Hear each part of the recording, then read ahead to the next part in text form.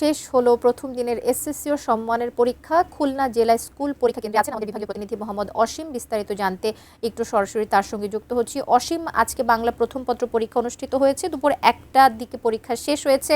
কি অবস্থায় স্টুডেন্টরা নিশ্চয়ই বের হচ্ছেন আস্তে আস্তে। কেমন হয়েছে পরীক্ষা এবং তাদের যে গার্ড দেওয়ার যে ব্যবস্থা সেটি এবার কেমন ছিল, সবকিছু মিলে একটু জানতে চাইবো। কবিতা, ধন্যবাদ আপনাকে। আসলে পরীক্ষার ঘন্টা কিন্তু এখনো পড়েনি, অর্থাৎ সকাল 10টায় যে এসএসসি এবং সমমানের যে পরীক্ষা শুরু হয়েছে তা কিছুক্ষণের মধ্যেই শেষ হয়ে যাবে। এখনো পরীক্ষার্থীরা বের হয়নি, তবে আমার পিছনেই আপনি দেখতে পাচ্ছেন যারা অভিভাবকরা রয়েছেন তারা কিন্তু অপেক্ষায় রয়েছেন। আসলে তাদের সন্তানেরা কি পরীক্ষা দিয়েছে, কেমন পরীক্ষা দিয়েছে সে বিষয়টি কিন্তু আসলে ক্যামেরার চোখে চাই। পরীক্ষার্থীরা কিন্তু এরই মধ্যে, আমি যখন এই কথা বলছিলাম তখন কিন্তু পরীক্ষার্থীরা কিন্তু বের হতে শুরু করেছে। আমরা যেমনটা জানতে পেরেছি, আসলে যশোর শিক্ষা বোর্ডের অধীনে এই খুলনা জেলাসহ খুলনা বিভাগের যে 10টি জেলা রয়েছে সেই 10টি জেলার পরীক্ষার্থীরা কিন্তু পরীক্ষা দিচ্ছে। এখানে 1,35,079 জন পরীক্ষার্থী কিন্তু এই যশোর শিক্ষা বোর্ডের অর্থাৎ খুলনা বিভাগের 10 জেলায় তারা অংশগ্রহণ করেছেন। আসলে সুষ্ঠুভাবে এখনও পর্যন্ত যশোর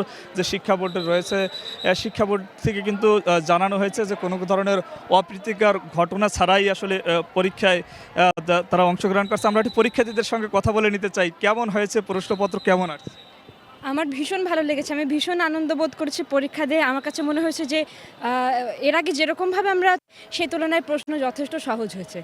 আমি খুব স্যাটিসফাইড পরীক্ষা দিয়ে। ধন্যবাদ। আমরা একটু আরও একটু শিক্ষার্থীর সঙ্গে কথা বলতে চাই। আসলে পরীক্ষা কেমন হয়েছে, প্রশ্নপত্র সব মিলিয়ে কেমন হয়েছে? আলহামদুলিল্লাহ অনেক ভালো হয়েছে। মানে একটু ভয় ছিল যে কেমন না হয়, কিন্তু খুবই নর্মালি আসছে, কোশ্চেন ইজি আসছে। ধন্যবাদ। আসলে কবিতা, আপনি শুনছিলেন যারা শিক্ষার্থী তারা কিন্তু এরই মধ্যে বের হতে শুরু করেছেন। তারা বলেছেন আসলে প্রশ্নপত্র এবং সব মিলিয়ে পরিবেশ সুষ্ঠু এবং শান্তিপূর্ণভাবেই তারা পরীক্ষা দিতে পেরেছে। আসলে সবাই সন্তুষ্ট প্রকাশ করেছে, বাইরে যারা অভিভাবক রয়েছেন তারাও কিন্তু সন্তোষ প্রকাশ করেছেন। আমার কাছে আপাতত এই ছিল খুলনার জেলা স্কুল থেকে এসএসসি পরীক্ষার শেষে যারা শিক্ষার্থীর অনুভূতি এবং